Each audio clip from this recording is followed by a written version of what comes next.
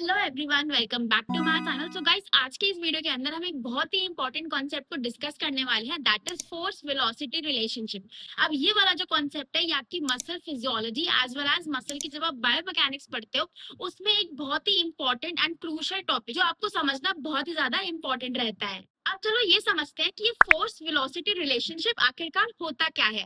तो फोर्स यानी कि अब यहाँ पे जो भी हम बात करेंगे वो मसल के कंटेक्स्ट में करेंगे। तो यहाँ पे फोर्स का मतलब क्या होता है मसल के कंटेक्स्ट में। तो फोर्स का मतलब होता है ताकत, कितनी ताकत मसल प्रोड्यूस कर सकती है, कितनी पावर मसल प्रोड्यूस कर सकती है, राइट।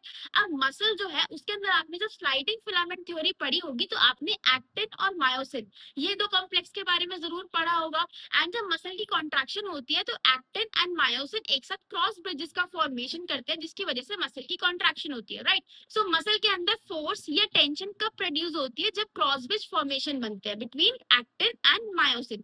तो यहाँ पे जो फोर्स वेलोसिटी रिलेशनशिप है इसमें फोर्स क्या डिनोट कर रहा है कि amount of tension which is produced in the muscle via the formation of cross bridges between the actin and myosin.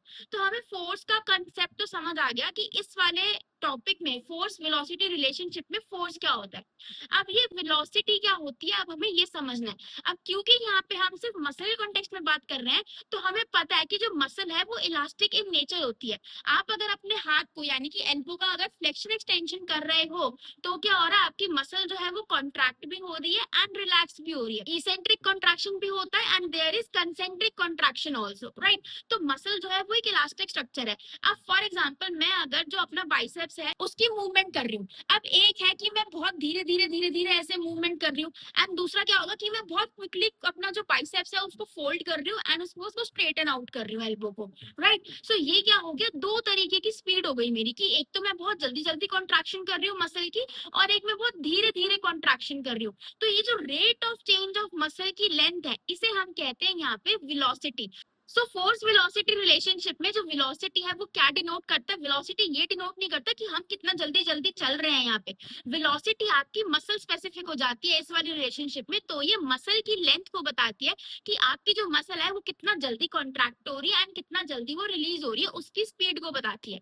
सो ये हमें एक बेसिक समझ आ गया कि फोर्स वेलोसिटी रिलेशनशिप में फोर्स क्या है एंड वेलोसिटी क्या है। क्योंकि बहुत सारे बच्चे यही पे कंफ्यूज जाते हैं क्योंकि उनको बेसिक्स ही क्लियर नहीं होते। एंड अगर आपका ये बेसिक कंसेप्ट ही क्लियर नहीं है तो आप आगे फिजियोलॉजी में या बायोमैकेनिक्स में ढंग से कुछ और समझ ही नहीं पाओगे और पढ़ ही नहीं पाओगे। सो आई होप कि आपको यहाँ पे फोर्स और वेलोसिटी का जो रिलेशनशिप है वो समझ आ गया होगा।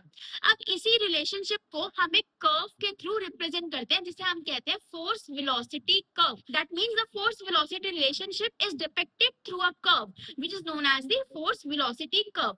अब क्योंकि मैंने आपको बोला कि ये जो रिलेशनशिप है ये एक कर्व पे यानी कि ग्राफ पे हम डिनोट करते हैं। तो जब हम ग्राफ बनाते हैं तो उसकी एक वर्टिकल एक्सिस भी होती है एंड एक हॉरिजॉन्टल एक्सिस भी होती है, राइट। तो यहाँ पे वर्टिकल एक्सिस पे क्या आता है, वर्टिकल एक्सिस पे आता है द फोर्स और the tension which is produced by the muscle. And जो हॉरिजॉन्टल एक्सिस होती है ग्राफ की उसके ऊपर क्या डिनोट किया जाता है, obviously the velocity. So force और वेलोसिटी के बीच में जो ग्राफिकल रिप्रेजेंटेशन है of a muscle it is known as the force velocity curve. अब देखो हमें पता है कि हमारी जो ह्यूमन बॉडी है इसके अंदर मसल कॉन्ट्रैक्शन जो है वो तीन तरीके की होती है, ये आपको भी पता ही होगा, कंसेंट्रिक, इसेंट्रिक एंड आइसोमेट्रिक। अब जल्दी से एक बार वो ब्रीफली बता देती हूँ कि इन तीनों में होता क्या है। आई नो कि आपको ये पता ही होगा बट एक बार फिर भी हम रिवाइज कर लेते हैं। सो कंसेंट्रिक कॉन्ट्रैक्शन के अंदर क्या होता है कि आपकी जो मसल है उसकी शॉर्टनिंग हो रही होती है। फॉर एग्जाम्पल अगर मैं एल्बो फ्लेक्शन की ही बात करूं तो जो मेरी एगेनिस्ट मसल है यानी कि जो बाइसेप्स वाली मसल है जो एल्बो को बेंड करने में, फ्लेक्शन करने में हेल्प कर रही है, इसकी कॉन्सेंट्रिक कॉन्ट्रैक्शन हो रही है। यानी कि फॉर एग्जांपल अगर आप जिम जाते हो और जिम में आप एक डंबल उठाते हो और ऐसे इस तरीके से मूवमेंट करते हो then this is your elbow flexion. अब एल्बो फ्लेक्शन में क्या हो रही है, कंसेंट्रिक कॉन्ट्रैक्शन हो रही है। So this is the concentric contraction. और यहाँ पे हमें ध्यान क्या रखना है कि जो आपकी मसल है उसकी लेंथ जो है वो छोटी हो रही है, that means the muscle is coming in shortening position, right. Then the second type of contraction which is seen in human body is the isometric contraction. So iso means same and metric means length. For example अगर आप wall को push करते हो तो wall तो कहीं move नहीं होती, ठीक है, बट आपकी जो फोर्स है वो बहुत ज्यादा जनरेट हो जाती है। और आपकी जो मसल है, अगर मैं इस तरीके से हाथ रख के वॉल को धक्का मारूं, ठीक है, तो जो मेरी मसल की लेंथ है वो चेंज नहीं होगी, उसकी जो लेंथ है वो उसकी जो लेंथ है वो सेम ही रहेगी, बट फोर्स या टेंशन तो प्रोड्यूस हो ही रहा है ना उसके अंदर। तो ये हो गई आइसोमेट्रिक कॉन्ट्रैक्शन। एंड थर्ड आती है आपकी इसेंट्रिक कॉन्ट्रैक्शन। अब ये इसेंट्रिक कॉन्ट्रैक्शन में क्या होता है? सो इसेंट्रिक कॉन्ट्रैक्शन के अंदर आपकी जो मसल है उसकी एक्टिव लेंथनिंग होती है। अब फॉर एग्जांपल ये जो मैंने डंबल उठाया हाथ में और मैं उस डंबल को ऐसे नीचे कर रही हूँ, यानी कि मैं अपने एल्बो को स्ट्रेटन आउट कर रही हूँ। तो यहाँ पे अगर मैं स्ट्रेटन आउट कर रही हूँ तो ग्रेविटी हेल्प करेगी वेट को नीचे लाने में। और मेरी मसल का क्या काम रहेगा कि फॉर एग्जाम्पल देखो, जब मैं इसेंट्रिक कॉन्ट्रैक्शन कर रही हूँ इस तरीके से, है ना, इस तरीके से अपना हाथ नीचे लेके आ रही हूँ, तो ग्रेविटी भी तो हेल्प कर रही है ना यहाँ से मेरे हाथ को नीचे खींचने में। तो अगर ग्रेविटी मेरे हाथ को नीचे खींचने में हेल्प कर रही है तो मेरी मसल उस टाइम पे क्या काम करेगी? मेरी जो बाइसेप्स मसल है वो क्या कर रही है उस टाइम पे? मेरी जो बाइसेप्स मसल है वो एक्टिव लेंथनिंग में जा रही है। इसका क्या मतलब हुआ कि वो बहुत कंट्रोल्ड तरीके से मूवमेंट को रोक रही है ताकि एकदम से मेरा हाथ झटके से ना गिर जाए नीचे। ठीक है, फॉर एग्जाम्पल अगर आप थर्ड या सेकंड फ्लोर पे रहते हो तो आपने बहुत सारे हाउस होल्ड में ऐसा देखा होगा कि वो एक रस्सी से बाल्टी नीचे लटका देते हैं एंड फिर सामान ऊपर खींचते हैं। तो जब आप बाल्टी को नीचे गिर रहे होते हो तो आपके हाथ में पावर होती है कि आप कितनी स्पीड से बाल्टी को नीचे गिर रहे हो या फिर आप उसको ऊपर खींच रहे हो, है ना। सो यही जो नीचे गिरने वाला पॉइंट है ना, यहाँ पे आपकी मसल काम करती है। दैट मीन्स मसल की जो लेंथनिंग है, एक्टिव लेंथनिंग हो रही है इन योर इसेंट्रिक कॉन्ट्रैक्शन। अब हमें वेलोसिटी के बारे में पता चल गया, फोर्स के बारे में पता चल गया and types of muscle contraction के बारे में पता चल गया।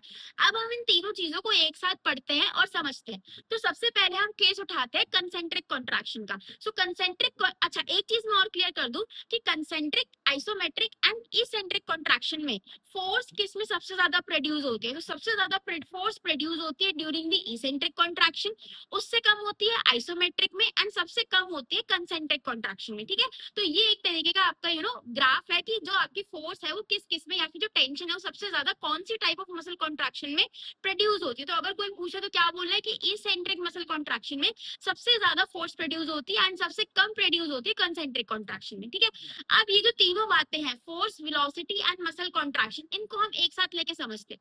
सबसे पहला केस आ गया हमारा कौन सा? कंसेंट्रिक कॉन्ट्रैक्शन का। अब हम अपना वो डंबल वाला एग्जांपल लेते हैं कि मेरे हाथ में डंबल है एंड मैं उस डंबल को ऐसे ऊपर की तरफ लिफ्ट कर रही हूँ, तो ये क्या हो रही है? कंसेंट्रिक कॉन्ट्रैक्शन हो रही है। अब तुम करके देखना एक चीज को कि अगर तुम डंबल को लिफ्ट करते हो और बहुत धीरे धीरे धीरे धीरे लिफ्ट करते हो ना, तो तुम्हारी जो फोर्स है वो ज्यादा प्रोड्यूस होती है। वेयर एज अगर तुम धीरे धीरे धीरे ना करने की बजाय बहुत तेज ऐसे एकदम से एक डंबल उठाते हो तो जो फोर्स है वो कम प्रोड्यूस होती है।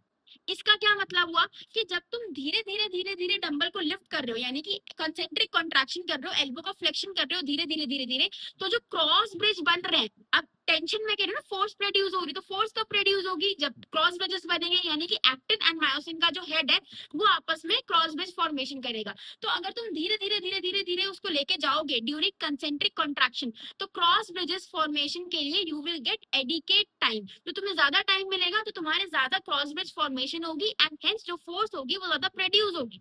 वेयर एज अगर इस मूवमेंट को मैं बहुत जल्दी जल्दी जल्दी जल्दी कर दूं तो क्रॉस ब्रिज फॉर्मेशन को इतना टाइम ही नहीं मिलेगा एंड अगर तुम किसी चीज को टाइम ही नहीं दोगे तो वो फोर्स कहां से जनरेट करेगी?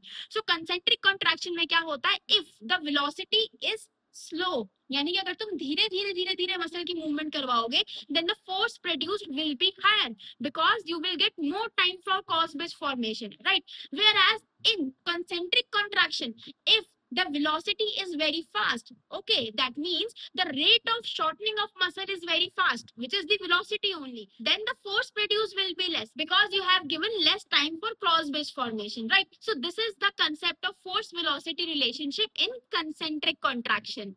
Then the second type of contraction which we have studied is the isometric contraction. So as I have told you earlier that in isometric contraction, the force produced by the muscle is already more than the amount of force produced by the muscle during the concentric contraction, right?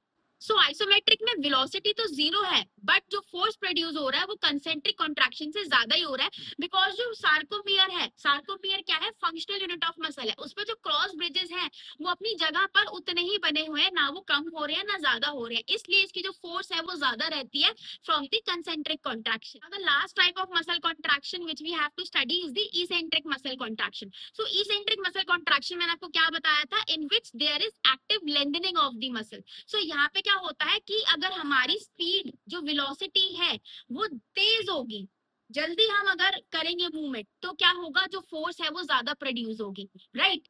And अगर हमारी जो speed है वो कम हो जाएगी, अगर मैं धीरे धीरे धीरे धीरे धीरे इसेंट्रिक कॉन्ट्रैक्शन करूंगी तो क्या होगा, जो फोर्स है वो धीरे प्रोड्यूस होगी। सो इसेंट्रिक कॉन्ट्रैक्शन और फोर्स वेलोसिटी का जो रिलेशनशिप है वो क्या है, डायरेक्ट रिलेशनशिप है। अगर वेलोसिटी इंक्रीज हुई एक्टिव लेंथनिंग की मसल की, then the force will also increase, and अगर एक्टिव लेंथनिंग की वेलोसिटी मसल की कम हो गई, then the force will also decrease. So there is a direct relationship between it. Whereas it is contrary to the what type of contraction? Concentric contraction. In concentric contraction, there was an inverse relationship between the force and the velocity of the muscle, right? So अब जल्दी से एक बार quickly revision कर लेते हैं जो भी हमने अभी तक इस वीडियो में समझा है। तो सबसे पहले बात करते हैं concentric contraction की। तो concentric contraction में क्या है, inverse relationship है। अगर जो मसल की शॉर्टनिंग का रेट है, यानी कि जो वेलोसिटी है वो इंक्रीज हो रही है, then the force will decrease, right. क्यों, क्योंकि क्रॉस ब्रिज को फॉर्मेशन के लिए इतना टाइम ही नहीं मिला।